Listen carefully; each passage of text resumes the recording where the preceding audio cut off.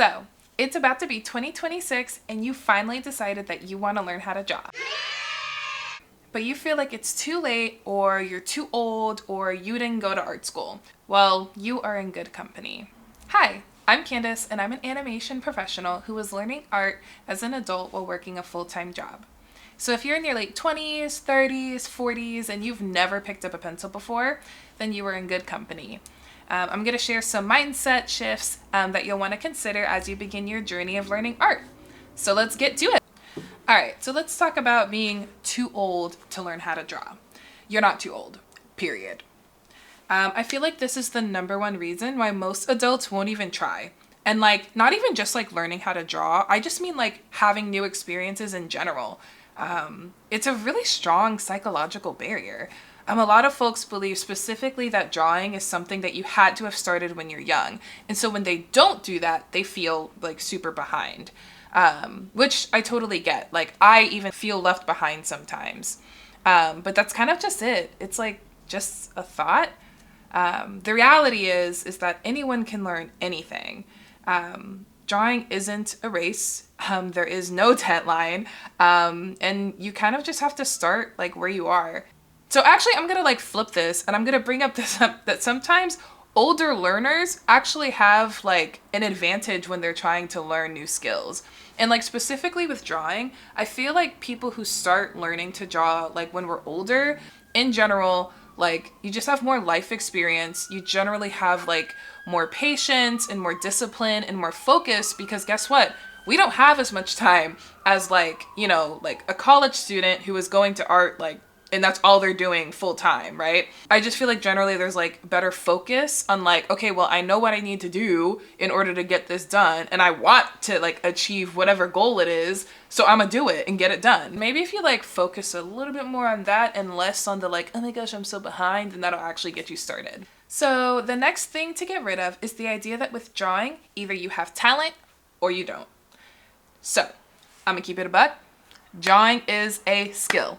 It is a learnable skill just as much as anything else. You can learn how to cook. You can learn how to play a sport. You can learn how to play an instrument. So guess what? You can learn how to draw. Improvement comes with like observing and practicing and repetition. It's all about putting in the work. So I'm gonna call out the people that are like, my art skills just aren't improving and I don't know what. Are you drawing? Are you actually drawing anything? Or are you just complaining about drawing? Are you making Pinterest boards and all of the inspirational things, which this is a good thing, by the way. But it's like, if all you're doing is making Pinterest boards and like planning all of the weekly, like I'm going to draw it this time, and this time, instead of actually doing it, then guess what?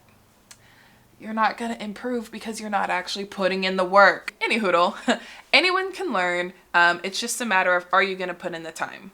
And let's just have a real talk for a second. Being an adult with a full-time job, if you have kids, if you got a house to manage, all of those things does not allow for the same amount of time as like a kid or like a college student or I don't know, just someone who does have like, you know, 30 to 40 hours a week, who can just dedicate to timing. So you cannot compare your timeline to anyone else's. It might take you a little bit more time to learn how to draw, and that's okay. I want you to have some grace for yourself. If you put in the time, you'll learn. So I'm gonna be vulnerable just for a minute. I decided to learn how to draw at 25, and this is where I started. I can playfully roast this now because I have improved significantly since then. But I won't do that here. The point that I'm making is that I didn't have innate talent. I did not grow up, you know, attending art classes. I've actually never picked up a pencil to even like learn how to draw like prior to 25. I actually always was like a music person, so that was always my thing. So I never even considered like art and drawing to be a thing. So I did not have talent. All this was the result of putting in the time to literally learn how to draw a circle, to learn how to draw a square and a cube, and from then on and therefore. Like, It was time and practice and repetition. And now I can make things that at least look human now or look like an animal. And they're not great. I'm still improving and it's a journey. But the point is that like I am like visibly improving over time, and it's because I'm putting in the work in order to do it. So if I grill anything into your brain, it's that drawing is a skill. It is not based on talent. And okay, I know there's going to be the people, but there are people who are like just like naturally talented. And yes, they are far and few in between. Those are like the 0.01%, right? But for the rest of us, it doesn't work that way. You have to lock in and put in the work. Okay, moving on to number 3 is the fear of making mistakes, also known as being bad or being a failure. So, look y'all, I'm going to keep it a buck. You got to get over this fear of failure. It makes sense that being scared of failing or trying something new it's totally normal. But I want you to try and just entertain this. I want you to try and reframe this. And instead of seeing this as a bad drawing or as a failure, why not try seeing this as information to help you do better next time? Right? It's really just about finding different ways that don't work. That's really all trying something is, right? Your fear of being bad is what's holding you back more than just doing it. Yeah, and I'm just gonna be like really honest for a second. Like sometimes I feel like you can get trapped in the idea that I should have like an adult level of like drawing capabilities. But that's actually really silly. It's actually really silly because like you wouldn't like tell a friend who has never ran before or like, you know, sits on their couch all day to like, yep, next week, go run a marathon. Like what? Like no, like you're not gonna do that because they haven't like trained, they haven't done the prep work to go do that, right? Like they are going to fail. Learning how to draw is like messy and it's really vulnerable because like, yeah, like sometimes they don't look the way we want them to, but you're still like trying to learn something new. And I think that that's like just super admirable. Sometimes I feel a little even like embarrassed with my drawing because I feel like I should like be at like a certain level. But that doesn't stop me from like just continuing to do it. I think there's beauty in the messiness and in the learning. Number 4 is just do it now. I'm talking to you. Do it now. Just do it. This point is going to be more about like the practical kind of stuff. I'm not going to delve into the like foundational aspects of like drawing and all of that. There's plenty of videos about it. I might make one on it. I want to talk more about the practical part of like implementing the act of drawing into a routine. And I think a big part of that is having things that are available and easily accessible to you. Something that's really helped me like in a practical way is literally just keeping like notebooks / papers or like whatever I'm going to draw with like accessible. So what this looks like is like I have a tiny notebook by my bed. I have one of my sketchbooks is in my living room, right underneath my living room table. I have one at my desk and I keep one in my car. And then of course I have like my like Cintiq and stuff at my desk and stuff like that. But the point is that like, there's not really an excuse. It's like, okay, well, if I'm gonna like talk on the phone to like a friend or whatever, I have a sketchbook that is nearby me that I can be drawing in as I'm talking to them. So the point that I'm making with this is that like, you need to make it easy for yourself to actually draw. Sometimes, and again, like this kind of like looks different for different people. If for you, having a designated location to go to like put you in the zone of drawing and to like locking in, if that helps you, great, you should do that. If that's your desk for you, you should absolutely do that. This is gonna be so stupid because like Shia LaBeouf is like not a thing anymore. I mean, he kind of is, but like the whole like just do it, like that's so old, so dating me. But like it's so true. Like it's literally like you just have to do it. Like there's nothing else to say. It's just like just literally like get a piece of paper, grab a pencil or a pen, and literally just start doing it. And so I want to continue on to talking about the discipline of drawing, because as an adult with a full-time job, it is not easy. It is so much easier said than done to begin practicing. As adults, I would love to be like, yes, I'm gonna draw for 1 hour every single day. That never happens.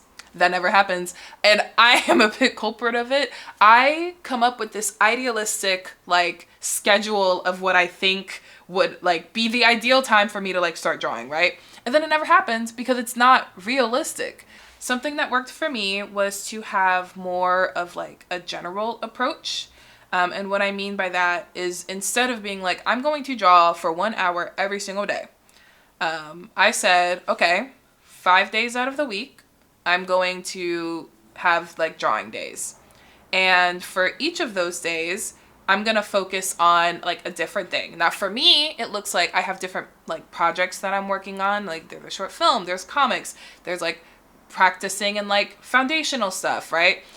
For you, that might look different. But what I just mean is like, okay, on Monday, this is just the general day that I'm going to have to work on like my short film, right? And what that looks like will change from week to week depending on where I'm at in the stage. But it's like I am minimally going to dedicate some amount of time on Monday for this short. And it's the same thing for the rest of the week. And then also in terms of like duration, I also stopped saying an hour. I've kind of reduced it to be like something very just realistic. 5 to 10 minutes of drawing practice on the days that I'm doing more of the foundational kind of like grinding stuff. I was like, all right, 5 to 10 minutes of drawing, let's go. And it never ended up actually being 5 to 10 minutes. It always ended up being like an hour or like 2 hours or like whatever I would do like before I go to bed. But the point is that it was much more approachable for me. I don't know what it is about my brain that's just like, oh yeah, 5-10 minutes, I can absolutely do that. An hour, it's like, oh man, I have to make sure I have an hour. But 5 to 10 minutes, I can easily squeeze that in. It's whatever makes it easy. And again, all of this is about making drawing accessible for you.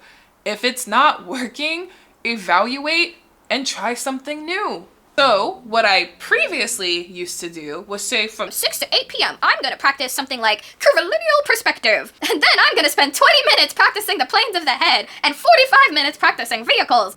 Girl, in what world would I actually have done that? What world? I don't know who she was. I don't know what I was thinking back then. It was so terrible. Not only was it just terrible because it was just a terrible plan in general, but it was just like it was too ambitious. Like I literally couldn't do it. It never accounted for real life that happens. It never accounted for me being tired after a long day at work. It never accounted for traveling time, right? Like me driving home from work. It never accounted for like, oh man, like I forgot to meal prep this week, so now I have to make something for dinner. Or if I'm ordering dinner, I gotta go pick it up. Like it never accounted for like real life stuff. So instead, what would happen is like when those things popped up, if I was too tired and exhausted after work, I would just skip it. I would just skip it entirely and then feel terrible about skipping it.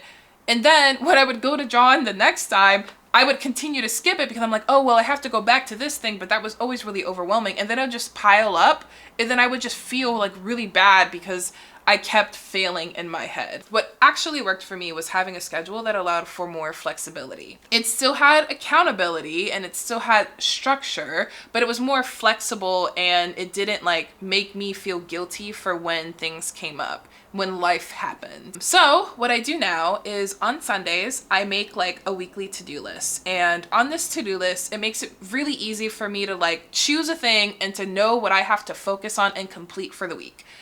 It's really, that's kind of like where the structure comes in, where it's like I have very focused like goals of what I want to achieve throughout the week. And it is freeing in that, okay, if I mess up, that's okay. I can split it with another day. It's not going to be the end of the world. And I can just like continue from there. I don't know, for whatever reason, that's just generally worked better for me. So all of this to say, I mentioned the schedule just because objectively you do need to put in the time. Like you can put in as little time. Like if that means it's only 5 minutes a day, then that means it's only 5 minutes a day and that's okay. But objectively you do need to put in the time if you actually want to like learn how to do it. And if it's for fun, that's great too. But I'm kind of speaking more so for the people who want to specifically learn and acquire the skill of drawing, is that you do need to put out the time and you do need to be really grounded and realistic about what you can and can't do in like your normal everyday life. Look, there's a ton of other mindset stuff that I haven't even like touched in this video. What kind of mindsets have helped you learn how to draw as an adult? Drop it in the comments below. So anyways, hope that helps. Okay, bye!